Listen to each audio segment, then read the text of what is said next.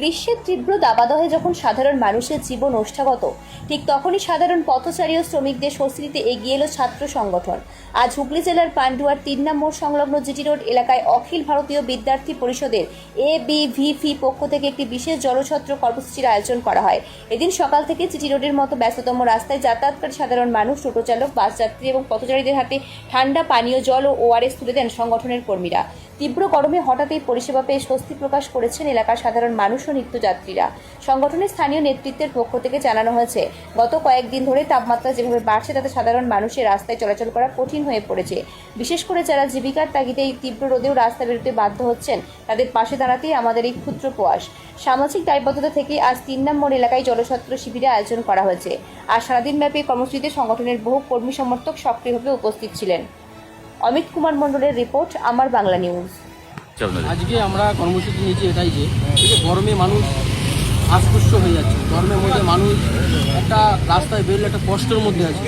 আমরা দেখলাম বিদ্যার্থী পরিষদ যে শুধু কলেজের মধ্যে সীমাবদ্ধ থাকবে সেরকম কোনো বিষয় নয়। আমরা চেষ্টা করলাম এটাই যে মানুষের পাশে দাঁড়ানোর চেষ্টা করলাম, মানুষের কষ্টের সাথে একটুকুন যদি আমরা ভাগ নিতে পারি সেই চেষ্টা করলাম।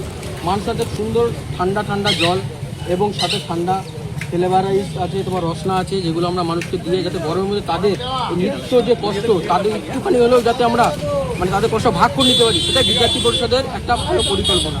এবং বিদ্যার্থী পরিষদ শুধুমাত্র কলেজের মধ্যে একটা সীমাবদ্ধ থাকবে সেরকম না। বিদ্যার্থী পরিষদ নগর কলেজ মানুষ যেখানে বিপদে পড়বে বিদ্যার্থী পরিষদ সেখানেই ছুটে যাবে এবং মানুষের পাশে সর্বদা ছিল। এবং বিদ্যার্থী পরিষদ সবসময় মানুষের এরকম কাজে সবসময় লিপ্ত থাকে। সমাজের যে কোনো কাজের মধ্যে বিদ্যার্থী পরিষদ জেগে থাকবে।